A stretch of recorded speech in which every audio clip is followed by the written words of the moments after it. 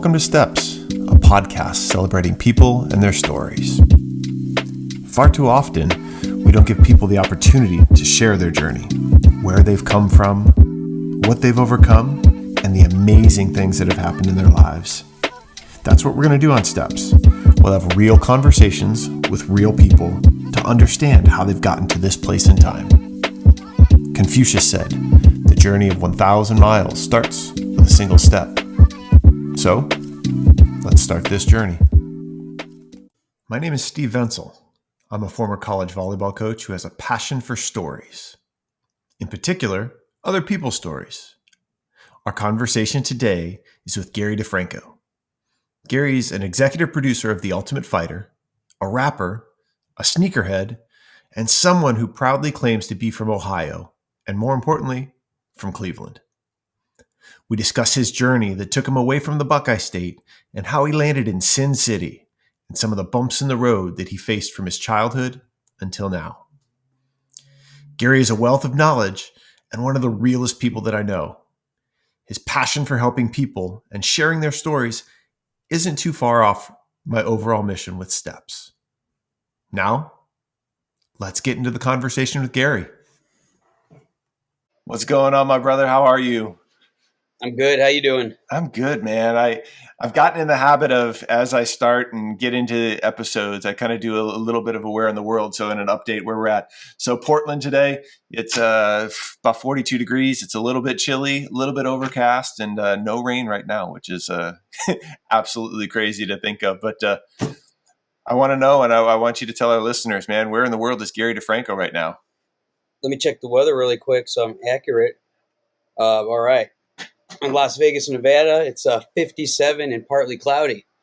Should be nice today, 70s. This is the time of the year where the weather starts getting perfect for a while before it's hot as hell for 4 or 5 months. So when the sun tries to kill you.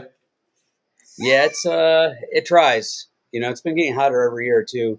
It seems like every year they're breaking all the records, and it's 120 degrees sometimes now, and that's a little rough. That's insane, man. Like and again, for those that don't say global warming isn't a thing. Like it's crazy. My in-laws live in Arizona, and again, I mean, they're originally from Chicago, and they're down there, and we visited them a couple times, and it's just like everybody's like, oh my god! And when it hits 118, 120, I mean, I don't care if it's a dry heat or not. It's still hot. It's hot. Yeah, they say the dry heat thing, which I was against that, and I was like, that's nothing. And then I worked in Memphis for about a year and a half, and it would be 90, 95, and it would be death. It would be way worse than 120 here. So, oh, yeah. Well, I mean, that's it works, but 120 is 120, 110 is 110. It sucks no matter what. Yeah, it's a little bit insane. And so we're in Las Vegas, Nevada, and we'll get into what you do. But I like, for those that are listening, again, I've done this once before. I'm going to need you guys to go over to YouTube and sit and take a look at what I'm seeing, because Gary, you're not in just it's not an office or like, where are you at? Where are you recording this from? I call it my studio. It's a really corny name. I'm a sneakerhead and I have a lot of sneakers, and they were in bins and boxes and, all over the place for years. And I finally decided I got to do something with it. I started working from home a lot, like most people did during COVID. I also record music, so I kind of made an office, studio, shoe room out of one of my spare bedrooms. So I call it the studio. So you probably see a bunch of sneakers behind there. But, I'd have them in boxes stacked up, and half of them I'd never wear because it'd be such a pain in the ass to try to find them. And, now they're organized and, neat and almost like displayed in a way. So yeah, it's like, like my mom has her Beanie Babies, like all like nice. Like I got, the sneakers. So. Is there a certain way that you have it categorized or organized? Yeah, usually by brand, okay. And then around eye level or wherever. So the ones I wear the most often, down low are, ones that I don't like as much, and like the top are the grails, so to speak, or the ones that I probably won't wear that much. So it's kind of organized, but as I get new ones, everything has to shift. So there's gonna be a point where it's all screwed, and I got to start over. So I can only imagine how like you plan this out in your head, and as you go, I got this new pair, I've got to move here, I've got to do that. Like it's got to be a full blown process. it's a whole new set of problems. Like before I had to look for them. Now I'm like, shit, like, do I take a pair out and put them elsewhere? I'm real OCD, and for anyone watching, I have ADD too, so you're going to see me freaking out, going all over the place. So that drives me nuts. If there's one pair that's off, I'm going to stare at it and then have to redo the whole thing. Oh my gosh. So it's either chaos, or once I start getting it organized, then it's hard to like not have it perfect. It's a constant like evolution, and I can only imagine. So you talked grails and being a sneakerhead and everything like that. Like what are like top 2, top 3, top whatever? What are your grails?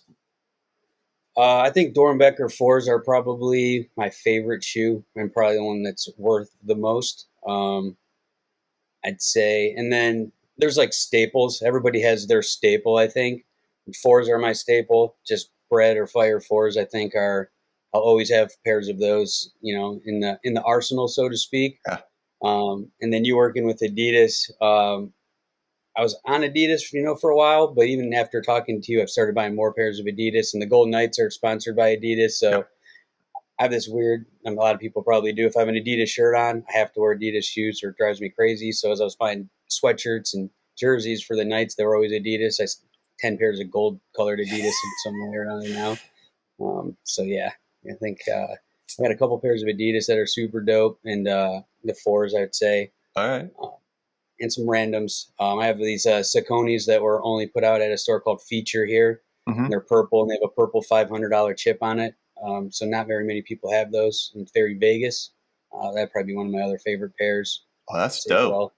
That's how I know that you're a sneakerhead, right? Because again, you're sitting here, you're talking about different shoes that aren't like mainstream, right? And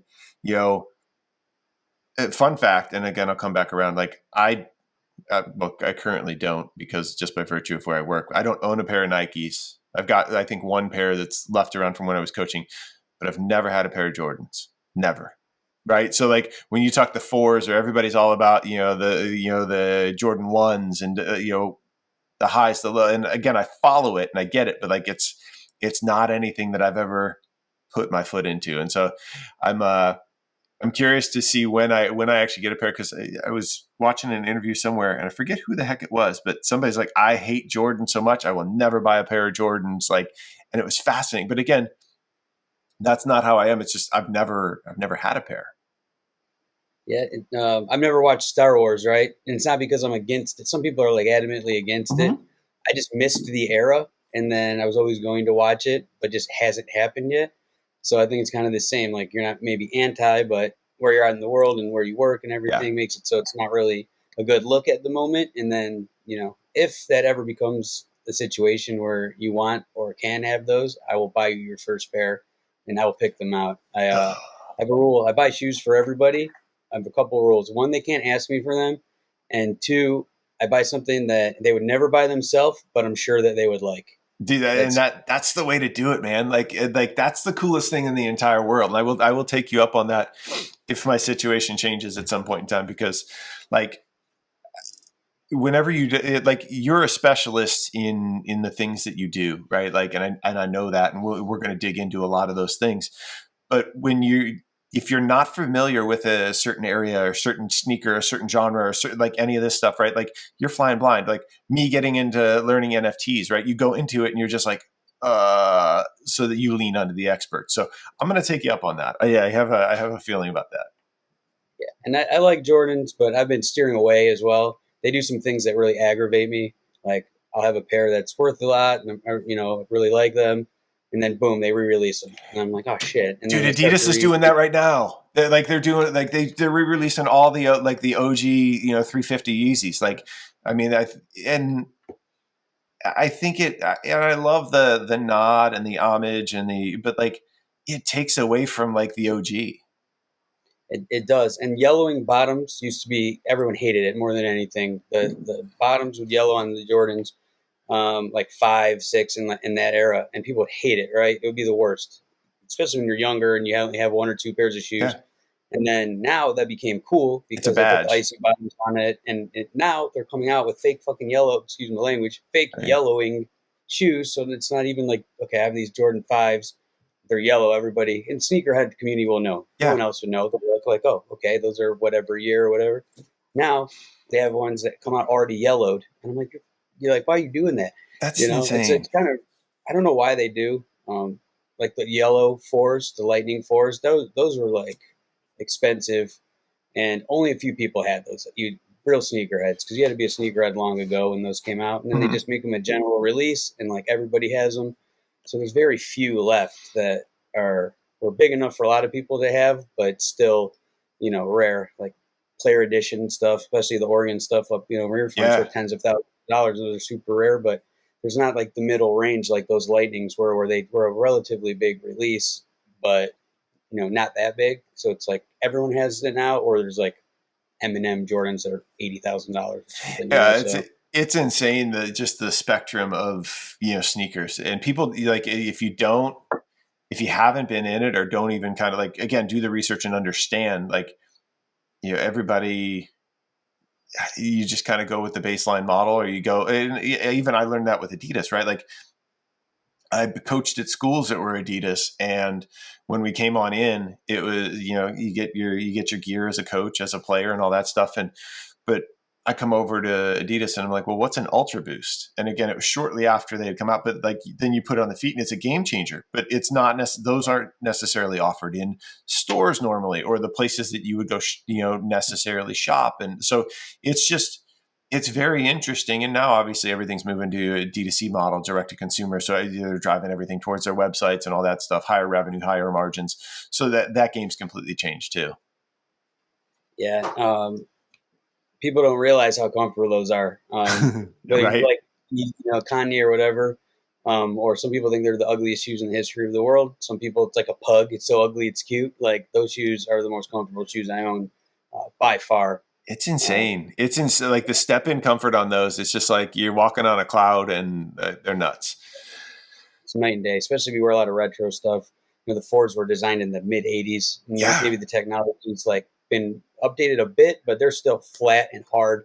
And that little air bubble does nothing. That's for looks only. Yeah. And yeah, your feet will be, you know, they'll be hurting if you're on, you know, a job where you walk or you're standing all day on those, for sure. Well, and again, so that's actually kind of a cool segue, right? Because, you know, as we talk jobs, and I'm fortunate enough that, I mean, you and I were in communication, we talk quite a bit, and I know what you do, but, you know, when you talk being on your feet and moving around and all that stuff, like, your job is the epitome of it. And I want you to, you know, if you can, shed some light on what it is that you do, and kind of give our listeners a day in the life, or, you know, kind of let them know what you're up to.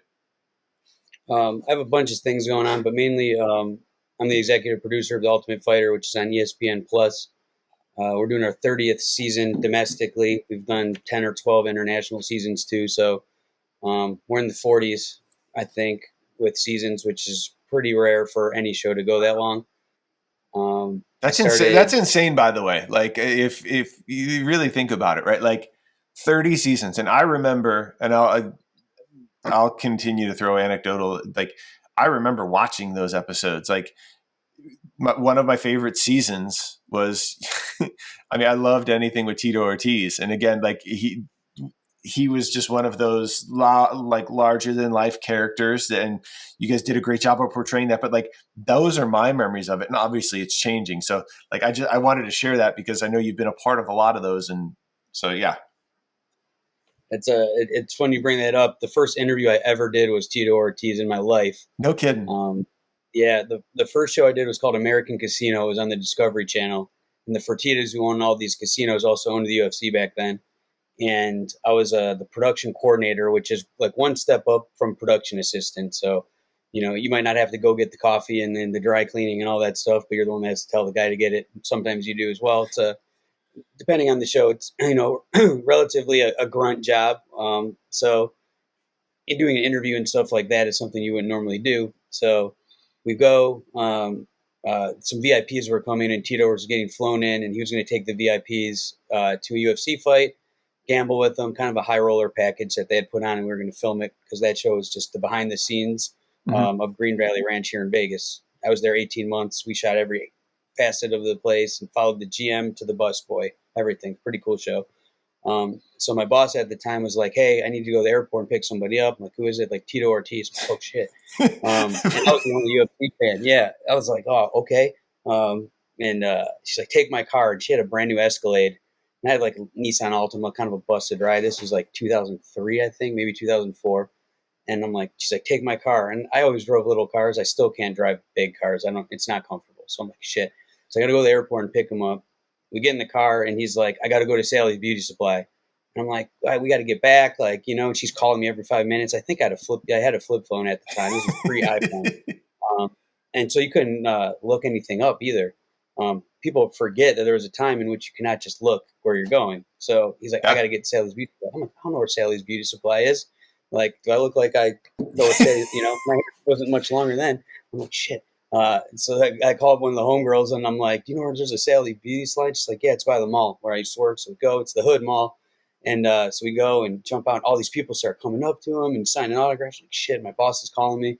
Like, "Where's Tito? Like, why aren't you back here?" I'm like, "We're at Sally's Beauty Supply." And if people who don't know, he dyes his hair blonde. He always has. It was his signature look. It was like growing out. And he's like, "I'm not going on camera with my hair looking like this. I got to get this shit and go dye my hair before I go on camera." I'm like, "How long does that take?" It's like 90 minutes. Oh, man. So I'm like, this is, and this is a big deal to like get to interview him. Yeah. And, it was a newer boss and she was like very hardcore. She was not the nicest person. Back in that era, there's a lot of yellers and you could like treat people a lot differently in television. Mhm. Like the stories of throwing sandwiches at people because the onions weren't left off and stuff. That was like a rare thing, but happened. Now you can't do that kind of stuff in the workplace now. Crazy stuff. And she'd yell a lot. So shit. So we get the hair dye and we go back and, he's got to dye his hair and she's yelling at me. I'm like, this is the star of the show. He wasn't going to do it. We would have got all the way back here and then had to go to get this. He was just not going to do it. Yeah. So and she's like, "Well, you have to interview him." And this is a little secret for some reality shows. The ones I work on now don't do this, but some are fake a little bit. And that show would do what's called pickup interviews. And it would be after they would cut the episodes together, we'd go back and like do the interviews. So instead of doing hours of interviews for every possible thing that we could use, we'd go specific things, but the timeline would be different. So he had lost to Chuck Liddell, but this episode was going to play before the Chuck Liddell fight. So she's like, "Do you want to interview him?" I'm like, "Heck yeah, I do." But they had lines that he had to read, and it was pre-fight, so he had to talk about how he's going to beat Chuck when he had already got his ass kicked by him. Oh no. So yeah, so it was rough because we had previously filmed him doing another segment. This was the second time he was coming back, and that time was when he was going to fight Chuck. So, and eye line's a big thing when you do an interview, and these interviews are standing up a lot of the times, and I'm 5'4", if that, and he's 6 foot or something. So I'm standing on this like ballroom chair to get like the eye line right, and reading these lines, and I'm like, "All right, you don't have to say this, but like, we have to go back in time. This is before the Chuck fight." I'm nervous as hell. I've done a million interviews since then, but this is the very first time I ever did. I'm stuttering and like, and he was a professional. Like he knew the deal, and he delivered the lines. He didn't hit me, so that was funny you say Tito Ortiz, but that was the first UFC interaction I ever had professionally, and it's been like over 19 years working with them now. I mean, but that's insane, right? Because again, you weren't in that space. Your first interview's Tito Ortiz, and and now you are executive producer of The Ultimate Fighter. 30 plus seasons, all this. Like, how did you? What was the transition into that? Basically, I moved from Cleveland when I was 18 years old. I was starting to get in a lot of trouble back then, and I grew up in Cleveland, and I moved here and went to UNLV. I didn't get in at first, and we had to kind of work the system to get me in there. And so I started as a freshman at UNLV, went to school for 6 years or so, never ended up graduating. Music was my life back then. I wanted to be a rapper, own a record label, do all that. But I was also like trying to take the safe route by going to hospitality management school, and it's the best in the world. I got in. It's like I didn't know what I wanted to do, so do what's the best. So I'm taking hospitality management, classes and everything for years, and I didn't do very well. I was failing a lot. I have to retake everything. I was working at a record store here, and all of it kind of came crashing down at the same time. I was done with school. The record business was going in the shitter. CDs were a thing of the past, or getting to be Napster and LimeWire and everything had just Mm-hmm. started. So the record stores were closing. And then I don't know if you guys remember, Best Buy had $9.99 CDs all the time. Yeah. They would sell their CDs at a loss to big people into the store. So a CD store could not compete. That $9.99 cost them $11.99. We had to sell it for $16.99. Just to Margins make keep the just lights the on. margins. Yeah. Right. So we were getting murdered. And I was living about, depending on the time, 10 to 15, 16 people in one apartment. We were Wait, all hold just on. trying to make it. I'm I'm stopping you there. Like you said, 10 to 15 to 16 people in one apartment. Yeah. Yeah. It was a revolving door of people. It was crazy. We were trying to make it in rap game and had all of a sudden be like, who the fuck is that person? They've been here for 3 weeks. Do they live here now? Like, no, they've been here 2 months. Or like, whose kid is that? We have a dog now. Who the fuck's dog is this? Like, um, yeah, it was crazy. I mean, I had my own room and my two roommates that were originally there did, but then people had to line themselves up on the living room floor to like have enough room to sleep. And it would just be random people, and it was pretty crazy. It was fun at the time, but Yeah. it was nuts. And one of the guys happened to be wanted by the police at one time. They blew the door off, and then for a while we just didn't even have a front door. It was rough, but it was a good time. Like looking back on it, so all that was going on, and I was like in a rough spot financially. There's things that everyone were scraping to get by, things that weren't always on the up and up. And then I decided I was just going to move home to Cleveland. I was like, all right, I tried everything, failed out of school, don't have a job, this is going to shit. I had a big record label sign me to a deal, and then it folded. So it was like the last straw. It's like this music thing. I put 10 years into it. It's not going to happen. I got to figure something out.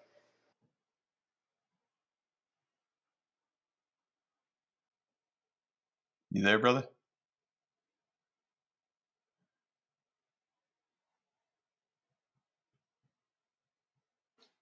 Yo. I think we lost you. Welcome back, my friend. Oh, is this thing on? Oh man. So we'll catch you guys up to speed. Gary and I were talking, and this was last week, and it just kind of we had some technical difficulties, and we tried a couple times, and here we are again. So anybody that's watching on YouTube or notices we're in totally different outfits, we look completely different, and that's okay. But I think it's kind of a cool segue, kind of going into like your life now, and we'll go back to where you were talking, but your life now and what you do. And I mean, I'd imagine shit gets crazy and goes not according to plan all the time. Yeah, that's the thing about reality TV or non-scripted stuff. It's if you miss it, it didn't happen. And some shows will redo things, and just depending on what the show is and the parameters of it. But on a fighting show like I do mostly, you can't redo stuff, and we don't try to. If like a guy's doing like his big entrance shot for a fight or something, like we may get a second angle or something, but we never tell anybody to say something again or do something again like that. So if you hit the wrong button or the camera fails or the mic's not on or something like that, which happens, like it's gone. It never happened. The world will never see it. And interviews, especially, like I could tell, like you're just cool and calm. Because if I was on the other side, like, like it happens every time I'm trying to do like an important interview. All of a sudden, construction or like the dump trucks outside, Yeah. or like people in the next room that you have no control of, like the next office or whatever, are screaming. I mean, you name it, and it's happened to us during like really important interviews. Someone's crying about something that's terrible happened, and like there's commotion everywhere, and it distracts them, and you just want to like be able to get a good interview bite out of them to tell their story. And there's all these crazy things that always happen. So you had to see a little taste of that. And I almost smashed my computer. Yeah, our text exchange during it was kind of comical, but I think so. One thing you said that like kind of trying to be in the moment and all of that stuff, right? Like that's obviously like what you do and what you capture is all moment based, and if you miss that moment, you miss it, and in the next breath, right? Like, but that's real. And I think one thing, as you and I were talking before and have talked in the past, right? Like that's part of the problem with social media. That's part of the problem with everything like production, because when that goes out there, it's like, it's automatically, people are sitting going, okay, this is perfect, right? I mean, you've got a filter for this, you've got this, you got the, and even you were talking about like when we got cut out, like your entry point into kind of when you were throwing up your hands away from music, but then getting into like Ultimate Fighter and getting it, like you were doing the camera job. But like all of like that shit doesn't get told, the bad stuff or the breaking of the camera. And I want to come back to that, right? Because that's where we were at whenever we were going away, when I lost you. But like, it's all real, but those real stories don't get told. Yeah. I mean, 2 days ago, $100,000 camera hit the ground over here.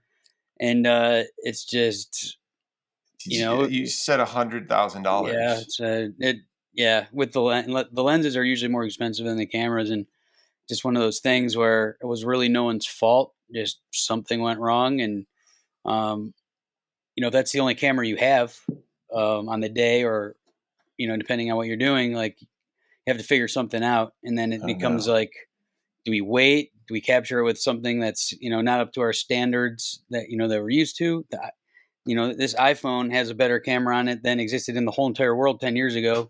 Right. Like 4K and wide angle lens. And when I started in television, we were shooting on beta. And many of the people that will listen to this don't know what the heck beta is. So yeah, it stayed around in TV a little longer than it did in the consumer market. And yeah, I don't know if anybody knows why beta went away, but it's actually when the porn industry chose VHS over beta, it killed beta.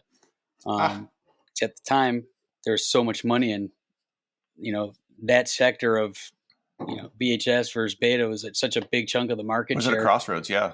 It's like, and then they decided, also porn decided not to go with Laserdisc, and that's what killed the Laserdisc too. So it's like weird that, because those videos were really expensive back in the day, and it just, generated a lot of revenue. Not to get too far off track, but yeah, you have to just figure it out on these shows and how you're going to tell the story. And if you miss a part of it, then how do you tell that story accurately without that piece? Getting other people's reactions to it, or, it's makes it interesting. When we work on scripted stuff, it's harder in some ways because you have to have actors and they have to kind of perform, but you could do it over and over again. And, with this kind of thing, if you miss something, for the all, effective purposes, it doesn't work, it's lost. Fun. Yeah. And then you have to try to recreate whatever moment. And again, I think that's kind of what's cool about, because of your experience and what you've been through. Right. And as we were kind of figuring out how the heck we're going to pick this back up and go, right. Like, I think it makes sense, right? That we tell a little bit of the story. We like, look, this stuff happens and it's okay. And here's how we're going to move forward. Yep. And like my tech soup and all the people that I employ will remind me of why they work, and why I'm not allowed to touch shit like this at work, and like I shouldn't at home. Somehow it's definitely my fault. So we just got to get them to hardwire your computer now. Yep. I mean, because I feel as though, because you said it, we had a good vibe going, we were kind of rolling. Like, we could make this a consistent thing. I mean, you got the shoe room, this could be fun. So we just got to get you hardwired first. Yep. And I think something's been going on with the cable around here lately, because I got the Giga Blast or whatever. It's not usually a problem, but I don't know if this is a Microsoft platform or what it is either. Because when I use the Microsoft meetings or whatever, it doesn't work at all. But Zoom, I've had no problems. So it might have been that, but it's going smooth right now. Knock on wood. Yeah, so. We're rolling. So let's go. You talked about a camera. I think we've moved past that, right? Your insertion point. I want to go back to your insertion point into, kind of the camera work and everything when you were throwing up your arms about music. And we can stay as long as we want, because I also want to make sure that we're talking about like where you came from, because you and I, like we're both from Cleveland. And so that's kind of our story. But I do want to kind of talk about that quick insertion point where you started talking about your friend, that was, had work and needed somebody and all that. So yeah, my first day in television is when I broke the camera and like lost all the releases and everything. And Adrian Pruitt, his name, he's won 2 Emmys last year. He's the DP of MasterChef and Lego Masters and done movies and everything. And he's been my best friend since college. We just happen to live in the same freshman dorm floor, 1997. And, we were very different people, but we had, music was one thing that always brought us together. And he went to Mhm. film school, and, you know, unfortunately I didn't believe in my own dreams and myself at the time. And I didn't think I could make a living doing something creative. So I decided to go to hotel casino management, hospitality management program. Because in my head, like, it wasn't a real job making movies or music and stuff at the time. I was going to college because I wanted to make music, but it wasn't realistic, and it was going to be my backup plan or whatever. I was trying to make music the whole time through college, and Well, let's that be didn't work real out. quick. Let me interject because again, it just anecdotally, like that's also the age. I mean, you and I are the same age. I mean, we're a couple weeks apart, birthday wise that we found out, but like that's what that's what was expected of us, Yep. right? You go to college, and again, obviously things are very different now, but like, so yeah, like I went to school for pharmacy. Like I was going to be a pharmacist, dude. I have a passion around people and all this, and like, but yeah, let's go be a pharmacist because that's what you thought you had to do. So like, I just wanted to kind of throw that in because like that's what we were supposed to do. You go to college, you get a degree, you do, and there. So, but Yeah. it's very different for you. Very different. I was the first person in my family to ever go to college at all, Me and too. it was just like, I did it for my mom more than anything because she sacrificed so much to like get me Yeah. to that point. Um, So she just wanted me to go to college. That's all she wanted, Like, I got in trouble with different kinds of shit growing up, and I was in a lot of trouble right before I left, and I was running with the wrong people and doing the wrong things, and the college was the thing that was like, she didn't. I mean, she cared about the other shit and didn't want me doing a lot of the things I was doing, but it was like, if you just get your stuff together enough to get to college, like, she thought it would change, to get away from certain people and certain things, and Mhm. so her whole, she worked 3 jobs my whole life. My father and her split up when I was young, and um, he had some issues with the law and stuff like that. And like, she just worked her ass off to like get me to college. That was the thing, right? That's her whole goal. So, and all the shit I was doing and being a crappy kid and whiling out all the time, like, that was always in the back of my head to like figure out how to at least give her that. Um, and then, uh, I guess to back up a little, I ended up going to UNLV from Cleveland. Um, when I was probably about 12 years old, my dad took us to Las Vegas, my mom, my brother, and I, and we ended up going to a UNLV basketball game. And they were the number one team in the country at the time. Um, and it was nuts. And they played the Russian national team. I actually still have the ticket to that game. And Damn. I found the game on YouTube like a month ago. First time I've seen it ever, since 1991. And pretty crazy shit. Because that changed my life that day. That day I was like, I'm coming back here. I'm going to this college. It was awesome. I mean, there's hot girls everywhere, and they were national champs, and they had laser light show and everything at the game. It was Vegas, and they just did it up. And the Russian team beat the Knicks and another NBA team, and UNLV beat them by like 30 that night, and it was like an amazing experience. So I was always like, I'm going to go to UNLV, and like a month later, um, my dad ended up getting locked up for he was running a gambling operation in cahoots with the Cleveland Police Department. They got busted by the FBI. And it turns out like the money that he was making from that got us that trip, right? So like I would have Oh, never got that trip if it wasn't for that. And like he's had some like, like he's felt pretty bad about some of this shit throughout, his adult life and how he didn't do quote unquote better, that he says. And like, hey, that hustle that you had going got me to that trip, which got me to college. Like if I didn't go then, who knows? And then um, a month later, we go to the Cavs game with this guy. There's his friend, Uncle Pete. Bought us foam fingers. We got to go on the court, like all this shit. Well, it turned out that fucker was an FBI agent undercover telling us, call him Uncle Pete and buy me and my brother nachos and shit. And then like a month later, they blow our door off and fucking drag us out in the middle of the night and they take my dad off to jail. This guy was like, you know, call me Uncle Pete, like ridiculous. It was gambling. They weren't, killing people. whoa. So it was like 2 games, like the one that changed my life, UNLV, and then like a month later, the Cavs game. I have the ticket to that too. One was November, one was December, 1991, I believe. My dad found the ticket for that one recently, so I have these 2 tickets, and it was like the best game ever. And then this game was like, in hindsight, it was like, this guy's, why do you have to do that? I've had a problem with the police and ever since. And it's just like, you don't have to do that. You don't have to involve kids. You didn't have to like take us to fucking ball games and shit and pretend like you're my uncle and then, you know, do that. So not to get too far off course, No, but you're good. that sticks with me is just like how shady that they could be. And if are they protecting good, in some ways, yes, but we're talking about gambling and you're going to like put, traumatize kids and stuff and throw women on the ground and like act that way. And like, you don't have like, there's no reason for him to like invite us, like, hey, take your kid to the game. You're going to, I met Larry Nance that night. It was like, like favorite player as a kid. And then it's like Yeah. kind of soured in hindsight. It's like, this guy's, acting like he's our friend, like children, like, I don't know, kids should be off limits with shit like that, in my opinion. And, but it's a good story and that I had to kind of step up and be the man of the house at that point, and Right. a whole number of different responsibilities when that happened. And my parents split after that, and which is better. They weren't getting along, and they were both much better apart. So Mhm.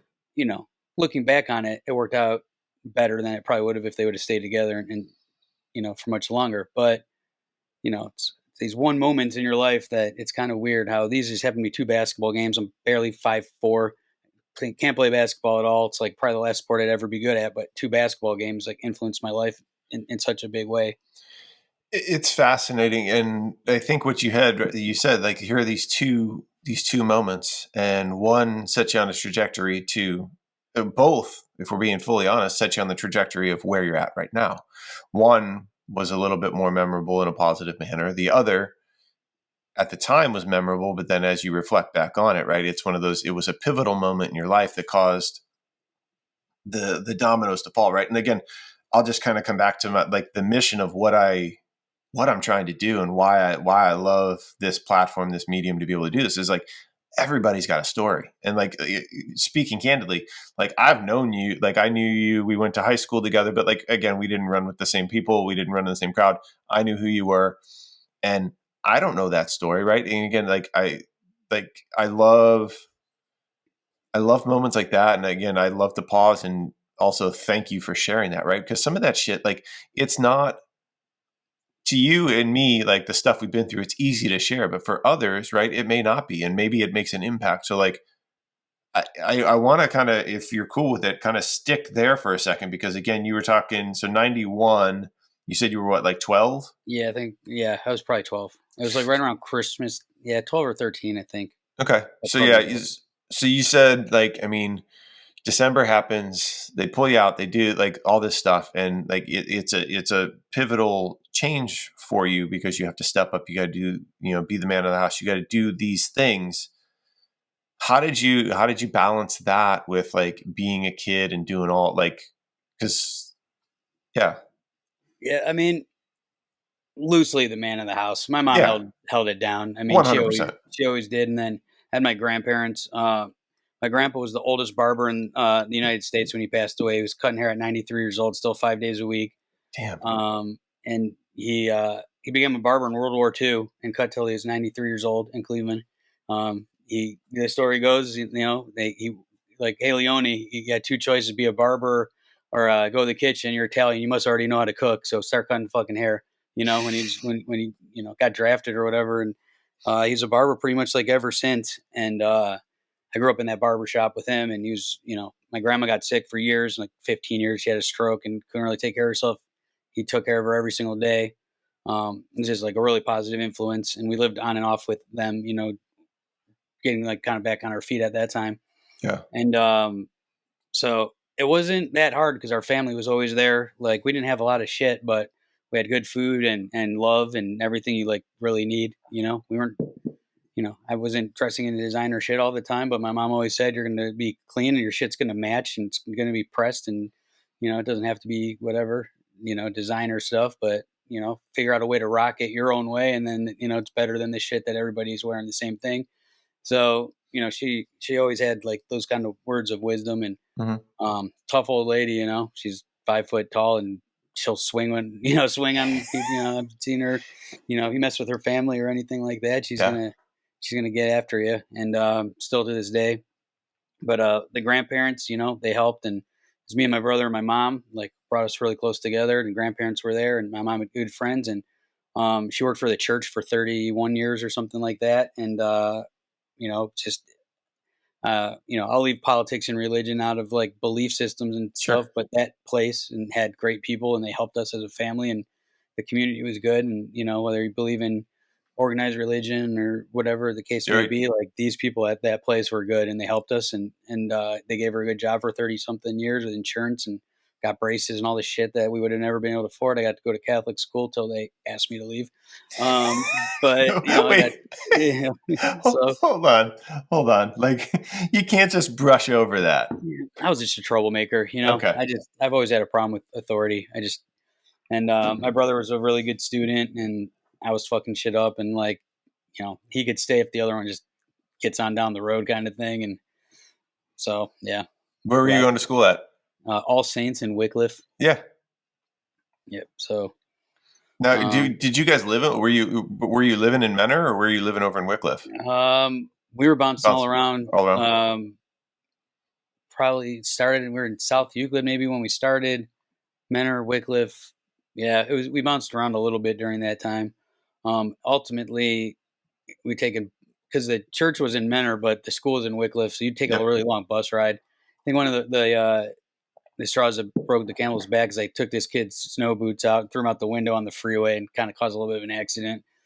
I think that might have been the one that they're like, yeah, he probably shouldn't come back anymore.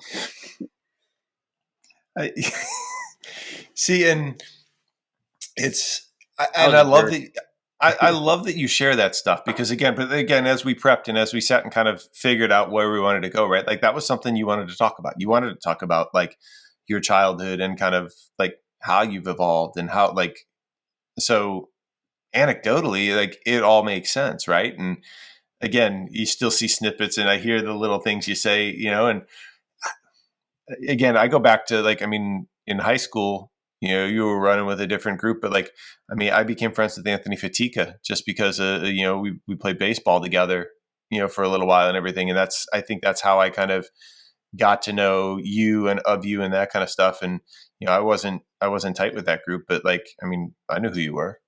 Yeah, he sold my mom a car like 3 days ago.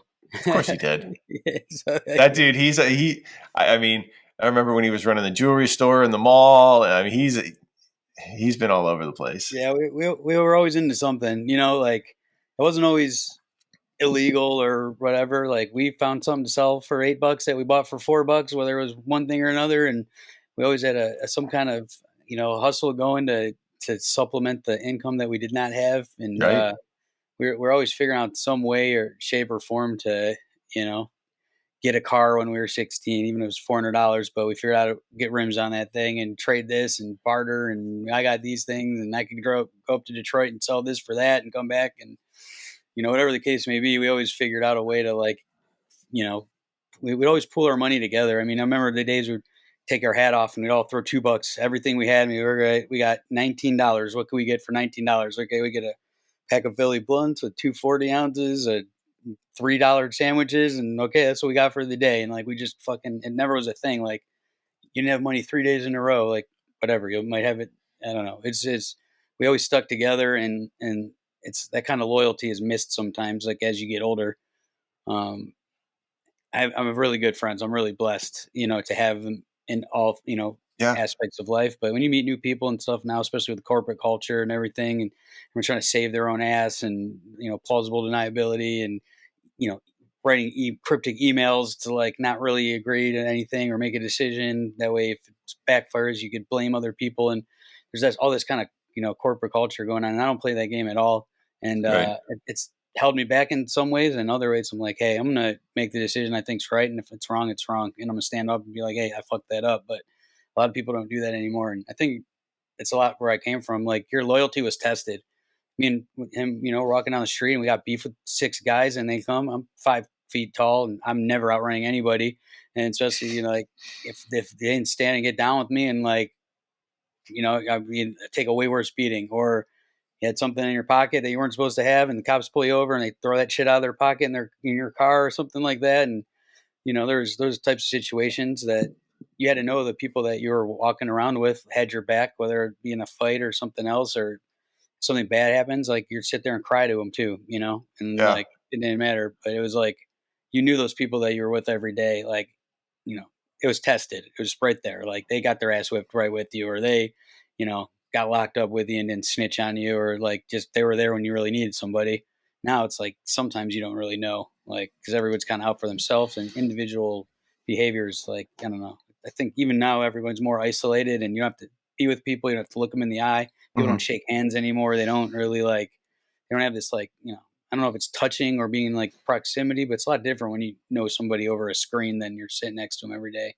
Very much so. And again, like, I think what keeps coming up for me and listening to you talk about like your crew and like, I mean, and it's even now, right? It comes down to the people you surround yourself with in your community, right? Like, who are those people who have your back? Who are the people that you can bounce stuff off of? And again, I find I'll say this publicly, like I'm grateful that you and I reconnected, because the stuff that you and I have bounced each other off of, right? Like, and I consider you one of those people for me, but like, it's fascinating that the paths that we walk, right? You talk about being locked up, you talk about all these different things, but it's always around, you're with people, right? And then I'm not going to go into COVID or anything like that, but like the isolation that caused people, like that people were forced upon, right? Like it forced a lot of people to reflect and understand what's important. And the one thing that as I talk to people, that keeps coming up is community, right? When that got stripped away, it forced people to assess who they were around, or who they weren't around, and where they wanted to be around. And like, that's really fascinating, that like that's a red thread for you from youth all the way up till now. Yeah. In ways it brought me a lot closer to people, like you're sitting there on your couch. I'm single. I don't have any kids. I live alone. And I just made it a point to like reach out to somebody new every day. I have friends in Sweden that I went to college with that I love, to death. They're amazing people. And like, we talk, pretty regularly, but we talked every day when this thing happened. Or, Yeah. and we started all these playlists. Was something that, one of my friends kind of put like three of us on a group text, and we're like, let's start one. Like every week we'll each put 3 songs, and like I put it and then you put it. And I started doing that with a bunch of other groups of friends Yeah. and connecting others. And like, I'd pick a song that was nostalgic that I thought they'd like, then try to surprise them with one that, they might like, and then throw in like, we kind of all did that. And music's like kind of something that always brings like just all different groups of people together.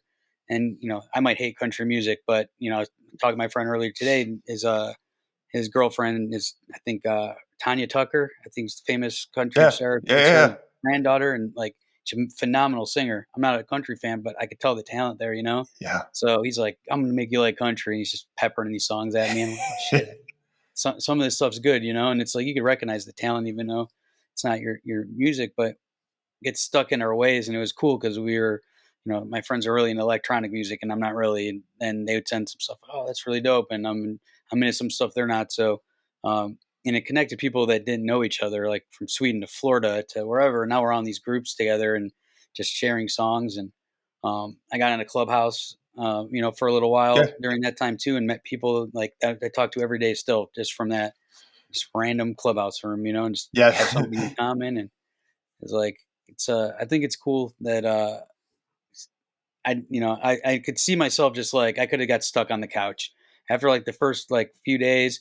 Like I hardly smoke weed anymore, but I was like, all right, going to the dispensary and like ordering pizza and I'm watching like The Office 12 times in a row. And after like the first week, I'm like, I got to cut all this shit right now, like cold turkey, like unplug the Apple TV, throw out the weed, take the app off my phone. I'm like, I got 32 books that I had. I counted them up. That's how many I've been reading 4 pages and bought them. And I'm like, I'm going to read all these books before I turn the TV back on. I'm going to work out every morning before I do anything else. And I had to do it that way. It had to be that extreme, or it would have been a month, 2 months, 3 months, and I would have put on 30 pounds and just not got anything accomplished and just been a blob on the couch. So I used that time as much as I could to improve different aspects of my life. And everybody in my business has 100 dead projects on their laptop, right? One liner, one page, half a screenplay. And I just started going through every one of those. Like, is this something? Maybe I'll try, and sending it to my friends. Like, hey, this is up your alley. You're writing a screenplay like this. Check this. Oh shit. It's not really my thing, but I know somebody that would like this, Right. So we just started resurrecting all these just dead one-liners and projects off of our computers and talking about it and sharing scripts. And that was like another thing that just came out of having some time finally. We work our fucking ass off, all the time. And in most businesses these days, especially in America, it's like how hard can you work? How many hours can you work in 1 week? And how little can you sleep? You don't ever have like time to like stop all this work you're doing for other people and kind of invest in yourself. And that completely took me on a different path too, because Yeah. like, okay, like I'm doing this for other people all the time.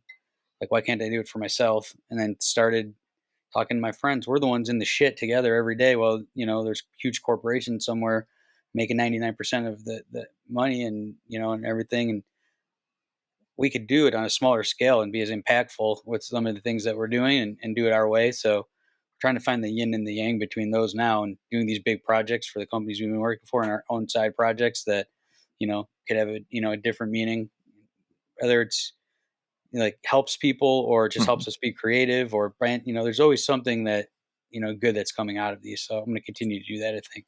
For sure. I mean, and again, I think that a lot of people developed that. Like they searched for something. They were looking for something to add or do. And again, we've got 2 kids. So, I mean, Corey and I were both working full time and juggling them. And then when they got back to daycare, it was great, but then work.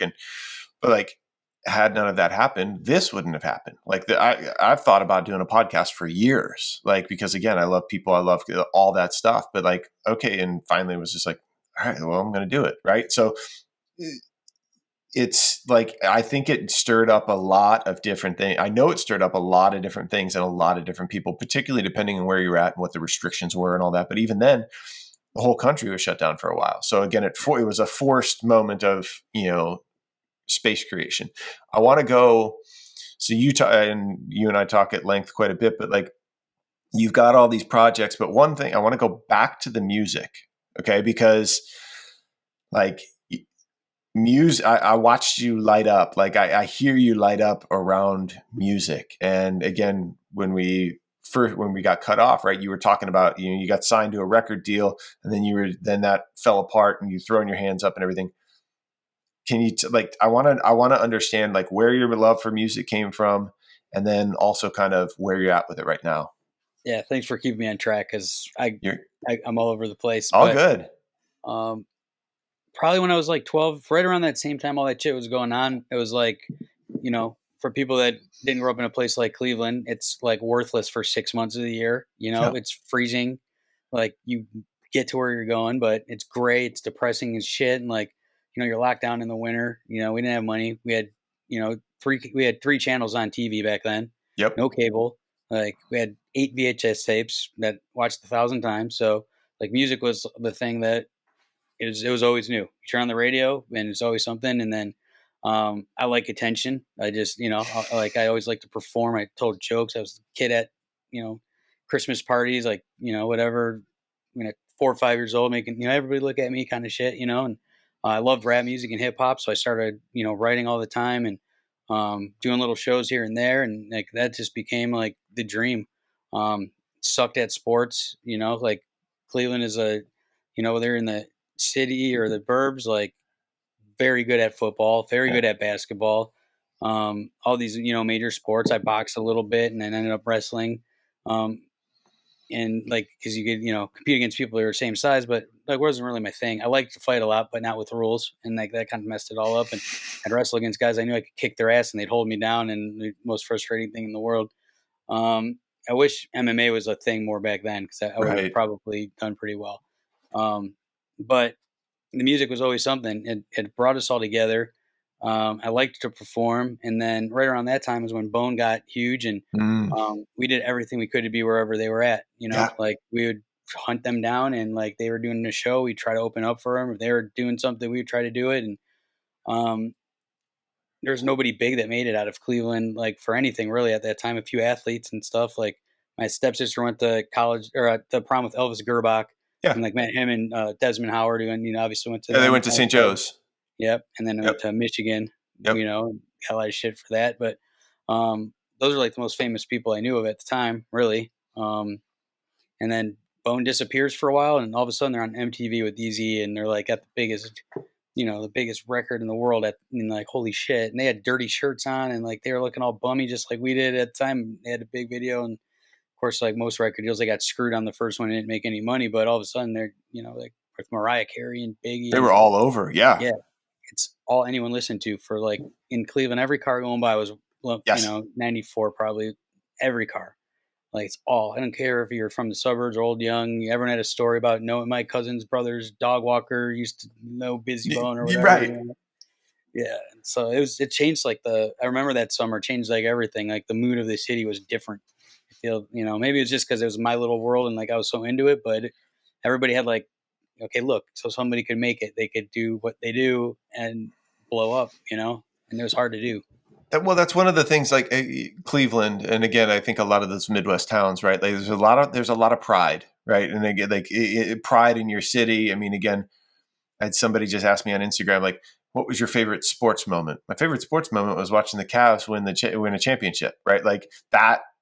Yeah. But unless you're from those areas, like I don't think and I'm not taking away from anywhere else, but like it's different, right? Like, I mean, so if you're talking 94, 95, I mean, we didn't have much. The Indians were pretty good, that kind of stuff. But again, like this was Bone making it, Bone Thugs and Harmony, like them taking that step and being visible and be like, that was something that Clevelanders could hang their hat on, right? Like I'm from Cleveland, right? Like wait, these guys are from Cleveland? No way. And so like you opened up for that. Like talk to me about that. Yeah, like ironically, like one of the first shows I ever did, and then the last show I did, it was like '94, and then 2003 were both opening for Bone, and it was at UNLV in 1993. Just happened to be a Bone show, and then that was the last time I've ever performed like in front of people. So it's been a long time, but they're doing little shows at Severance Town Center, Randall Park Mall, places like that are both gone, Yeah. like now. But it's I have 20 acts and you just jump up there, and we had our little groups back then and thought we were cool. And, just, we were fearless back then. It's like now you get nervous. I get nervous talking to you on this and we're friends and the people are going to see this and I misspeak, and I'm used to being behind the camera. And back then I didn't give a shit, like I would get up there in front of 1,000 people and just fucking fuck up and keep going, and like didn't care. And if someone wanted to fight me, I had 20 homeboys with me that like we'll get down, like who cares? Now it's like, oh man, I'm like embarrassed, I'm misspeaking. If I say the wrong thing, I'm gonna get canceled, like. But okay, stay there though, real quick. Like, and I want to know why that is, right? Because again, obviously the shit you went through as a kid and all that, like you hardened up and you were surrounded by your people and everything, and obviously things change. But like, to me, that would be something that translates to where you're at right now from a confidence and from that perspective. Where's that disconnect? Yeah, I'm still confident in myself. Really, it's just like how other people react to things now. Yeah. And I don't want to be one of those like, participation trophy, like blah blah Sure. blah guys. Like there's people need to act in a certain way, and I think it was too far one way, and people pull.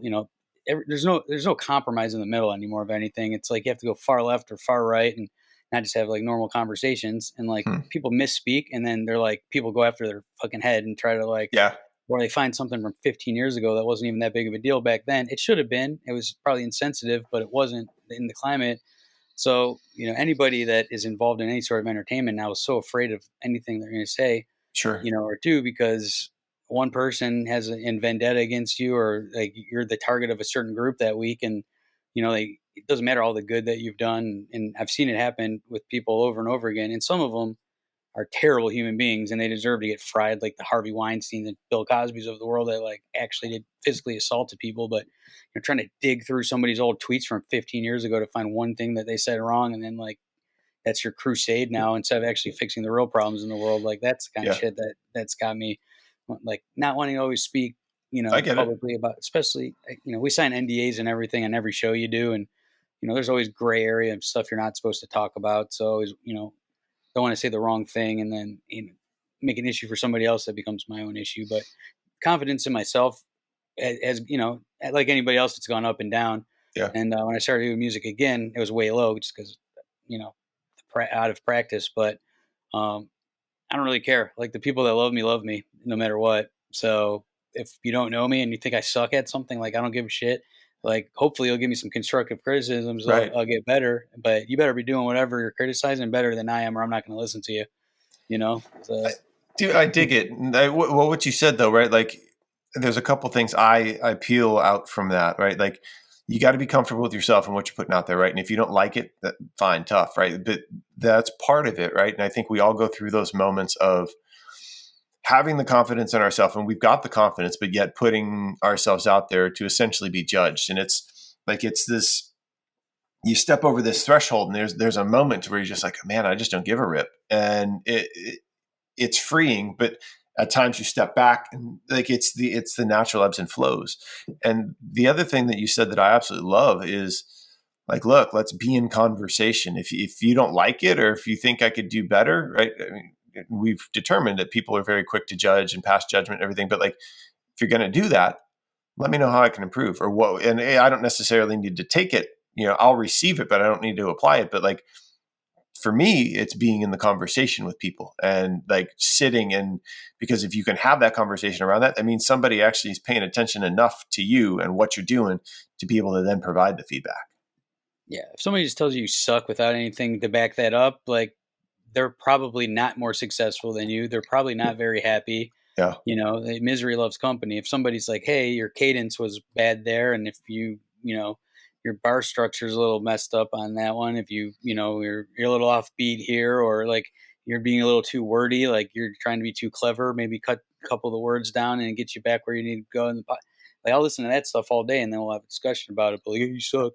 Like, cool. Like, it's subjective, And then, Thank you. And I'm moving on. Younger, yeah, it would hurt my feelings more, But it's not like that anymore. I'm very comfortable where I am in life and with the people that are around me, and this is like my midlife crisis. Maybe going back through music, and instead of getting an earring in a Corvette, like used to be like the stigma when we were, 45-year-old guy back then. But I think people are able to find their own people now. Back in the day, like wherever you grew up, like that's the people you're fucking stuck with. Mm-hmm. If you, like I have a bunch of friends that are gay now, and like where we grew up, like there probably was a lot of gay kids, but they would never say it wasn't talked about. Yeah. And like, even if you're in a smaller town, you went to high school with 40 kids, like you came out and get your ass kicked every day and like be miserable, but now you can move somewhere or find, a group of people like whatever you like, if you like jazz music back in the day, probably would have got your ass kicked where we grew up. But like now you like, it's cool, so it's like Kenny G, come on, man. Yeah. I don't consider that jazz music. But, I hear you. Yeah. But it's like, you could find your own people, and, people that dig the stuff that you do, and people need to be more open-minded too. You might not like it, but try it. And, it might not be Kenny G, but it might be Miles Davis. It might not be that, or I don't know. People think sushi's crazy where we grew up still. That's true. It's very true. And again, it's also interesting to take a step back and get outside of that silo or that bubble, right? Because again, I remember whenever I would go back, and I went to school at the University of Toledo, but like even just going back from there, or like when we moved away or would go back home, it's just, and this is nothing, again, my family's still there, right? Like, I mean, nothing against it, but like, it's just a different viewpoint. And when I was growing up, I would have been completely comfortable going back there, right? Like that was kind of almost a little bit of a dream. And my wife and I, we actually ended up we moved back to Cleveland, and then some stuff happened. I lost my job and kind of put us on this trajectory, but like, okay, it's like time to go, get out, right? It's like, so you're absolutely right. And again, I think that Cleveland's very special. And I had somebody ask me this on Instagram the other day, what's the favorite state that you've lived in? And it's Ohio, right? And I say that because, again, we've lived all over the place, in Indiana, in Georgia, in Texas, now here in Oregon.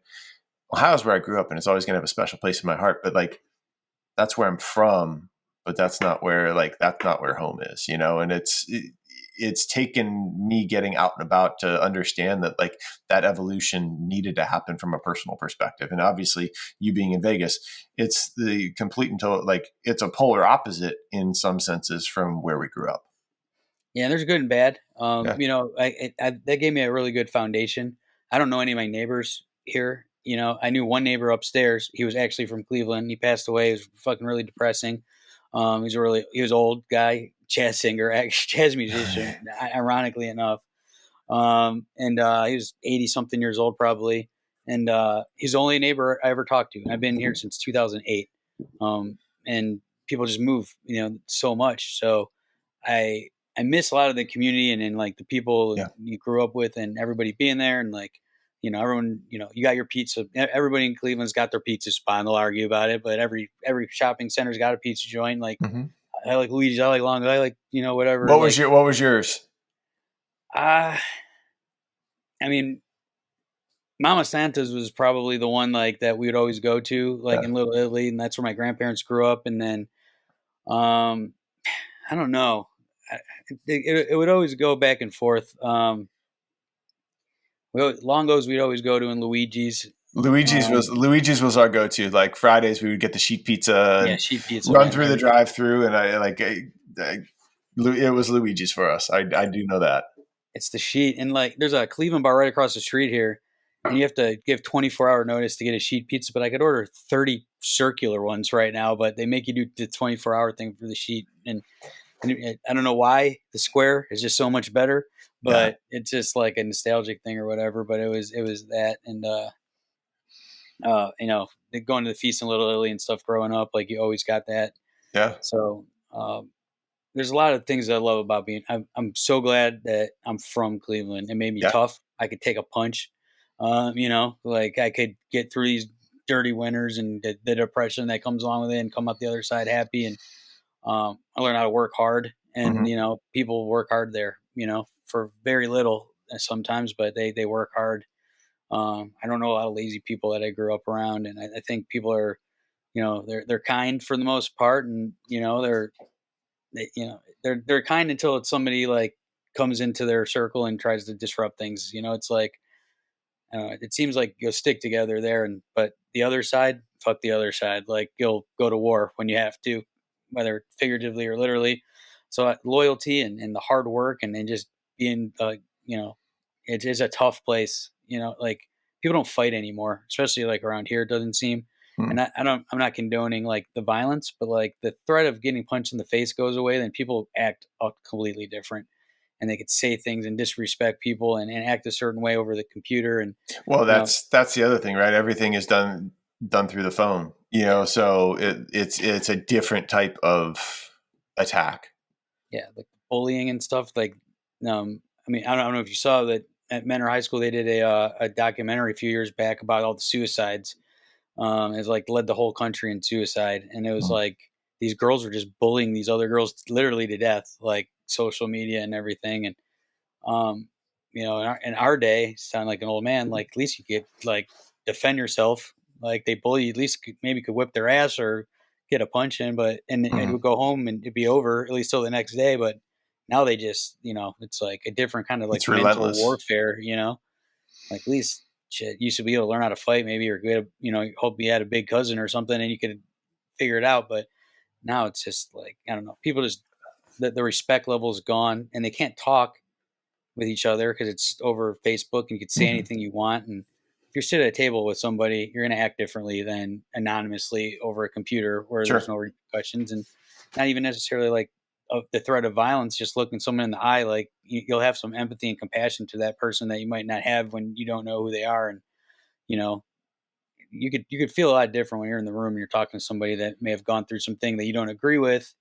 It's easy to just not humanize them when it's like, so you're against like gay marriage. Sit down and get two gay people that love each other and listen to why they think it's fine. Have a conversation and educate yourself, and it'll change. Yeah, and that's like, for me, right? And again, 2 young kids, all the cyberbullying, all that stuff. And again, you feel and you see, and it terrifies me. But like, it's also, I notice, because I go back and I'll watch the podcast interviews, and even whenever I was kind of cutting the stuff from our first session, I tend to like, my camera's up here, but I tend to like, I look down because that's where you're at. Because for me, it was like, that's how we were raised. It was eye contact, but that's how I feel what's going on. That's how, from a conversation perspective, you can like, I can feel you get amped up and I feel the energy, and I like, but so that's even the hard thing. You can do that through the screen, but you have to try, right? You got to pay attention. And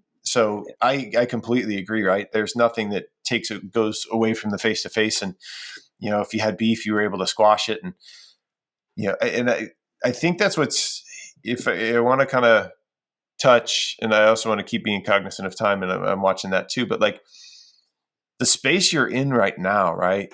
Ultimate Fighter and all that, like, I mean, these people, they fight for a living. They like, and you're privy to that. I mean, you're executive producer of the Ultimate Fight. Like, I've watched the show. I see the shit that goes down, right? So you want to talk about like, physicality and beef and all of that bubbling up like that. I'd imagine that happens fairly, at least in the Ultimate Fighter. It seems like it happens fairly frequently, but like that's the epitome of people working things out, even though it feels it's different. Can you kind of shed some light on that and like the whole Ultimate Fighter in that space? Well, some of the people I know that are the closest have fought each other, Yeah. and you get a respect from somebody when you push yourself where you never thought you could go. Most people, even if they get in fights growing up, it's not 15 minutes. It gets broken up. It hits the ground. People jump in. The cops come, whatever. Like when you go to war with somebody like that and you leave every bit of yourself out there, and if you're not human at all, if you don't respect the other person after going through that, and also you settle your shit, in the Ultimate Fighter house, if people got a problem, there's going to usually be an opportunity to square up and handle that. And most men or women that go through that, even if they take that loss, they gain or earn respect for their opponent, and they're all going through certain things, and everyone's story is different, and there's college athletes that just didn't make it to the NFL and couldn't get rid of that urge and like they wanted to compete, and there's people that's like their only chance was through fighting, and everyone in the middle, and that's one thing that kind of binds everybody together. This season we have men and women, we have male heavyweights and females that are 125 pounds, and like those women are tough. They're determined, Mm-hmm. and they all their stories are different but similar in the way that like people told them they couldn't do this. They told them they weren't going to be shit in sports, and like they didn't listen. They didn't care what someone else said. They're going to go get their ass kicked over and over and over again until they get good at it, and that's why they're so good now. And most women still only train with men, or there's very few women in their gym. It's 10-1, and in this sport it's tough, but they get more respect in this sport than, I think volleyball would be the one that I think like at a worldwide level, like women get respect in volleyball and fighting, from men and from like the average fan. Those are the two sports that you could probably, and when soccer, when we're, America's front runners, when we're really good, like, respect that. But women in fighting, like I very rarely hear any shit like they're girls or like anything like that. They get the respect for going out there, and they're tougher in many ways than the men. Like I see it all the time. These girls get injured and they don't want to even see the doctor. They're like, "Fuck no!" Like, could he tell me I can't fight? No, and then I'm not going there. Right. A lot of times the guys will look for a way out. I hope that doctor tells me. But these girls are like, they're tough and they're more flexible and they think quicker than men in the ring, and it took them a while to catch up just because women into the sport was late, but they made up the distance fast. They close that gap really quickly. Well, and again, I just listened to Juliana Pena and on Joe Rogan because again, like I know that you know her and we've chatted, but like I wanted to sit and understand it, right? Like that story, like that's the stuff that like it's fascinating, and like how she talked about like what she had to go through and how she closed the gap and all that stuff. And like, but what's funny is in that interview, and I don't know if you listened to the full thing, but like she talked about the last fight that she was at. She was sitting next to Chuck Liddell, but the fight before, Chuck was sitting there going, "I can't believe this is women's fighting and this and that and all that stuff." And like that's my big takeaway. That was a takeaway, right? Because I sat and I my Ultimate Fighter, remember, it's Tito, it's Chuck, it's all like all of that stuff. And again, it goes back to, I'm going to bring it back to the conversation that we had even just before we got into this, right? Like if you take the time, you sit and you have the conversation with people and understand why, and like hash it, have a conversation, 9 times out of 10, it can change your viewpoint. And if it doesn't, that's fine. But at least you've taken that step. And like, when I heard that, I'm like, bro, like, I was taken aback by it a little bit, but also, right, like it's the old school mentality. It's all of those things. So I'm thrilled that it's moving forward in that direction. Yeah, and Chuck had a right hand and takedown defense. He was not a skilled athlete. He just had a chin, and then that went. And he got slumped all the time, so he could say whatever he wants. But his skill set was not great. You know, yeah, bitter old men. You know that they missed like they missed their prime. They're a bunch of Uncle Ricos. And it's like cool, but people like Juliana, like no one ever gave them a chance. She trained in a gym and a garage. She still does sick jitsu, like some dude's garage in Spokane, up in Washington. Yeah. Like when she tried out for the show, she was 3-2. She lost 2 fights in a row. They didn't want her on the show. The one before, her arm got ripped out of the socket, and she fought the ref for stopping the fight. That one she lost before that, she got ran over by a car and had her whole face broken and went into that fight. And those were her 2 losses. And, I'm wrong sometimes, trust me, but I saw something and I talked them into putting her on the show that season. She fought the number 1 girl in the whole weight division in the world, Shayna Baszler at the time, and beat her. In the house, beat one of the best boxers in the world in the finale, Jessica Rokosi, who was a world champion. When she was not supposed to win either one of those fights. Got in the UFC, beat the who's who at the time. Then stopped and had a family in the middle of that. Had a beautiful daughter. Came back and got the biggest upset in UFC history. Yeah, and no one ever thought she was going to win any of those fights. Except for herself, though, from listening to that, right? Like, I mean, she never wavered, and I'd interview her over and over and over again during the season. And I'd never heard her say she wasn't going to fucking do it, and like, I know when people are bullshitting me. Yeah. And I said, anybody that knows me knows that season 18, 10 years ago, I said she's going to be world champion.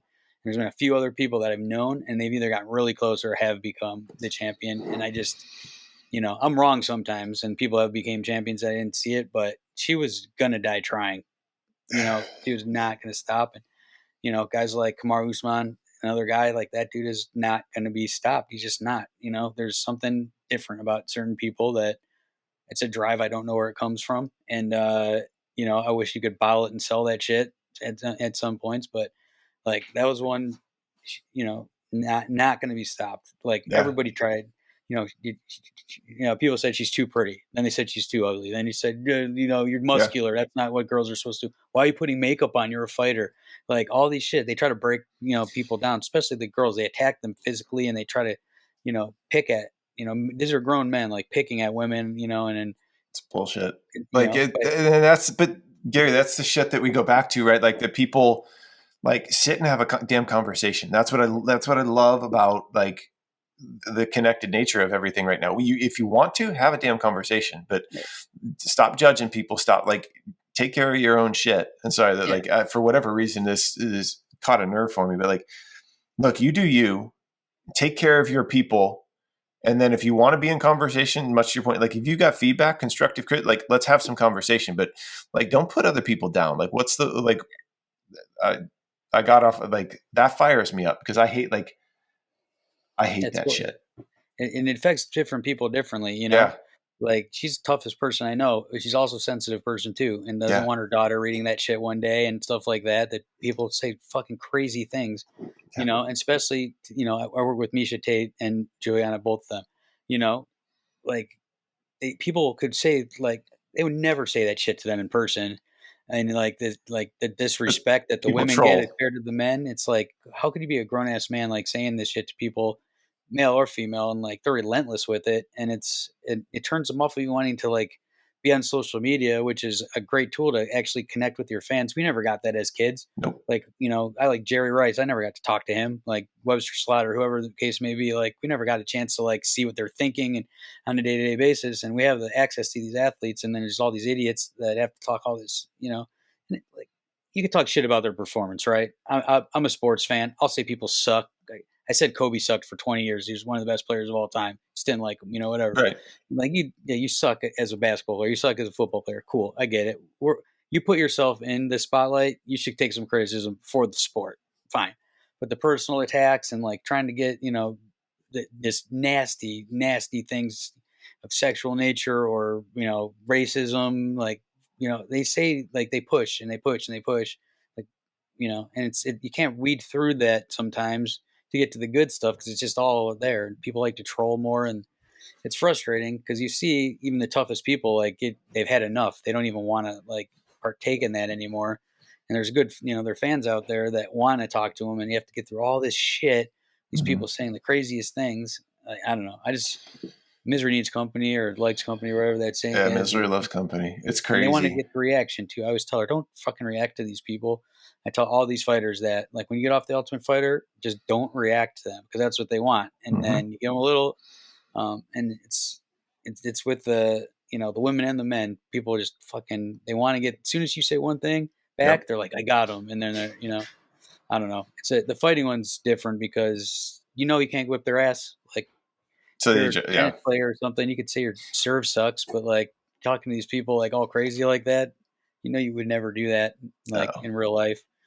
I know I got off on a Oh, tangent. you're good. No, and hey, I'll throw the open invite. Any of the fighters that you think want to have a really dope story. Like, I mean, again, that's what this is about, right? Like Juliana, Misha, whomever, right? Like, I'm happy to tell a story, but that's the thing, and I think that's kind of a good like segue into kind of wrapping up because like I know we've jumped all around and I know we've just touched small pieces of your story, right? But like I think that's the coolest part, right? Everybody has a story. That's why I started this. And just even the 30 minutes that we recorded the first time and then 20 to 30 and then now we're coming up on 60 here, right? Like the window to your soul and to what like makes you tick, man. Like it becomes even more clear to me. And again, I feel as though that you and I could have continue conversation. And actually, I think that I do want to try and do a follow up because I want to dig in more like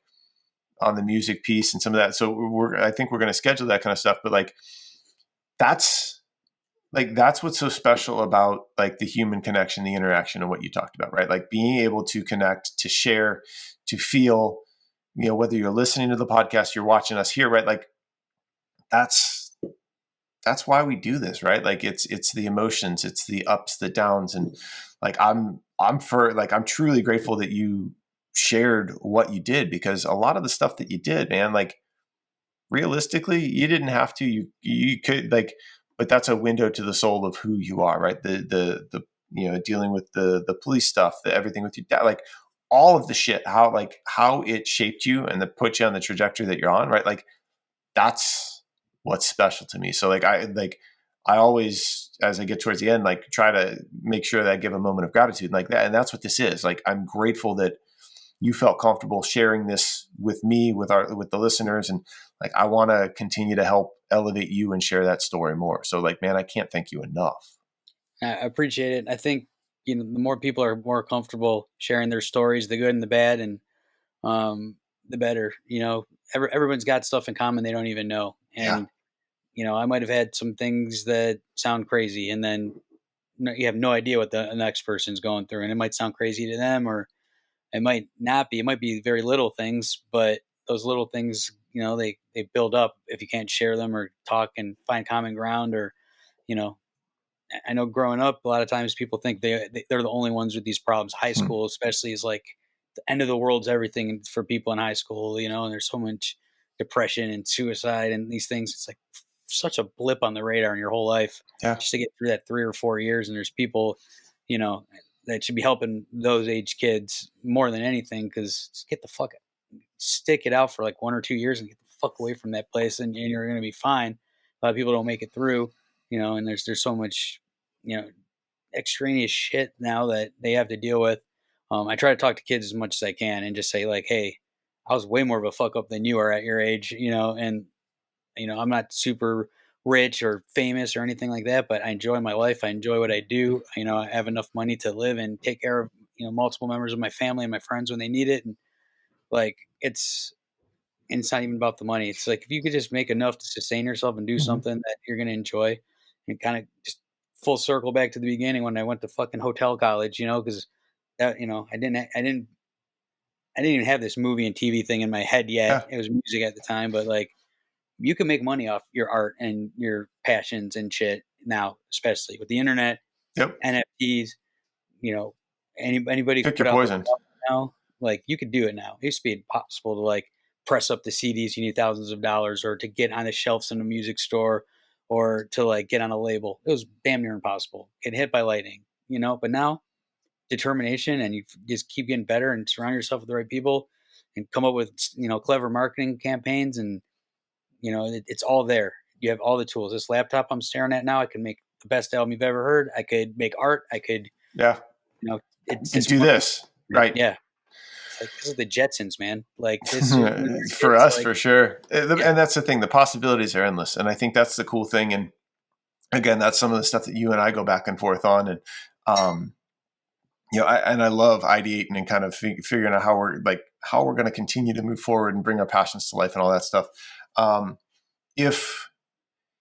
If anybody has questions for you, again, more on where you've come from, about your story, about your music, about all that stuff, like what's the best way for people to connect with you? Because I'll make sure that I'll link everything in the description and we'll put it all up. But like, what's the best way to connect with you? Instagram probably would be the best, and like I'll just ramble. So, but as busy as I am, like I love people, and like I will make time for anybody to tell my story, and more importantly, like I like to tell other people's stories. That's literally what I do for a living. Yep. And people might think their story's boring, and it's probably not. And if it's so boring, the most boring story, that's exciting because everybody else's shit's crazy. So if yours is so boring, and now it becomes interesting because it's different, right? So it doesn't matter what you do. You have something that other people are going to be interested in. You can contribute to every conversation. Your life is different than everyone else's.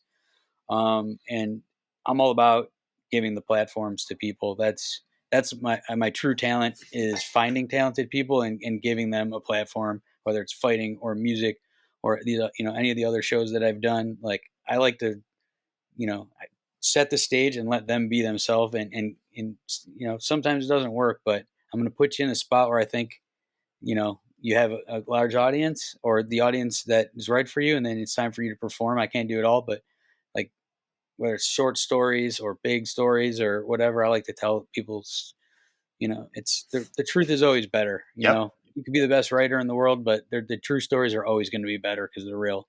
But like that's what you said is why I do this and what I love to do. Right. So again, that's another reason why we kind of vibe about this. Like you've looked at my guests and the people that have been on, right? Like it's volleyball, it's, former coaches, it's, people in the cannabis space, it's executive producer from the like everybody has a story. I'm just kind of the conduit and the platform to be able to bring that to life. And like, you can hear it in my voice. You can see like, that's what fires me up. I love being able to do that. So like everybody's got a story.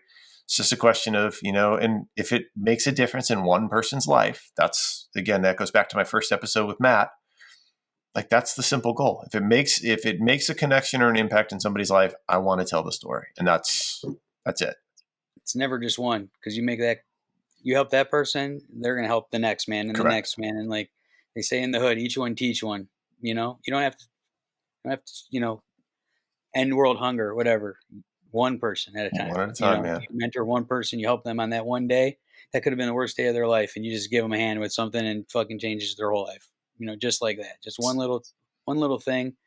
If I didn't get that job, if he didn't take me to Burlington Go Factory and buy me a fucking $12 dress shirt and put his neck on the line at the very beginning of his career, like there's no way I'd be sitting here talking to you. I was 7 days away from going back to Cleveland and probably selling drugs or doing a factory job that I hated. It was this close. And I got when I left that building, I ripped the number 7 off the wall. They were building number 7. I have it on my wall here in my living room. Every place I moved, it was put it up. And I was like kind of this reminder of the good and the bad. Cause I had a great times back then. We were rapping, we had groups, and we were together, and we had parties, and like, it was a great time in my life, but when it ended at the right time before anything really bad happened. And like, it was time to grow up in some way, shape or form. And living 15 or 20 deep in a, 3-bedroom apartment with no front door was not the shit back then. No. And, but it's got you to this point here, and like that's it, man. I mean, it's about the journey and where we've come from and being able to celebrate that. I got one last question that I want to ask you, and again, it's a simply a complex one, and answer it how you choose. But like, who is Gary Defranco? Is my final question. Shit, I don't know. I think I change all the time, and I'm willing to evolve, but I try to stay, like, the core is the same, I was a kid from Cleveland that like doesn't take anybody's shit. And when you tell me I can't do something, I'm going to do it harder. And if you tell one of my friends or family they can't do something, I'm going to do everything I can to make them succeed. And, at the end of the day, I want to just help people do their thing. If you're passionate about something, I don't care what it is. If you're going to work hard, like, I want to help you do that, whether you're writing or basketball or podcast or whatever. I have everything I need. I got tons of shit, more shit than I'll ever need. Like, seeing people succeed and be happy, and if I could help them 1%, like, even if it's like selfishly now because of the own feelings that I get, it is what it is. Because I think I got enough shit. I got the car I want. I got the shoes I want. I live where I want to live. Like, I don't care about more crap. I just want people to be happy and like contribute art and passion and things to this world. I guess that's it. Like, I want to be. There's a song, and I don't want to get too far, of course, but he's talking about how there's the rocket ship and it sends the space shuttle, and then it bursts off and it goes, right? And the space shuttle goes up, and that's what goes into space. But that rocket ship's actually what got there, and then it goes off and lets the shuttle go do its thing. Like, I want to be that rocket ship, just push people to where they want to go and help them in any way I can with the connections I have or money or whatever I can contribute, and let them be that artist, that singer, that go to college, whatever they want to do. If I could just help people, give them that nudge, because sometimes they're afraid to take the leap, and just a little bit of help is all they need. So, and I don't know what that, I'm talking in circles, but You're I want good. to We'll sum it up. Facilitator to the dream, I guess. Facilitator to the dream. Well, I'm going to sum it up with what you said. You're the Rocket Man. Yeah, fuck it. I'll take it. I mean, I dig it, man. Yeah. Well, I'll link everywhere everybody can connect with you. And again, if somebody wants to reach out to me and I can connect a dot over to Gary, let us know. That's what our passion is, right? It's helping people, it's celebrating people, building their stories, and helping people accomplish their dreams and goals. So, Gary, man, I can't thank you enough. Round 2, we knocked out of the park. We made it through unscathed. I hope you hit record. I hit the record. We're good. But man, I'm truly grateful for you, and I'm sure that we will catch up very soon. I'll do this all the time. I appreciate it. Awesome, brother. I appreciate you, man. All right. I can't thank Gary enough for his vulnerability, willingness to share, and most importantly, his candid conversation. I hope that each and every one of you took at least one thing from this episode. For me, some of the quick takeaways include, regardless of what you've gone through, you can make it. Your friends and your community are sometimes the only thing that can get you through tough times, and that dreams are powerful. Go chase them. What were your takeaways? What were you left with? Let me know over on my Instagram at Steve Venzel, SteveVencl, on the post for this episode. Additionally, please share this with someone who may benefit from hearing these words. That's what it's about. Sharing people's stories and understanding how to keep moving forward. Thanks for listening. Please like, subscribe, and comment. And until next time, keep moving forward, even if it is just one small step at a time.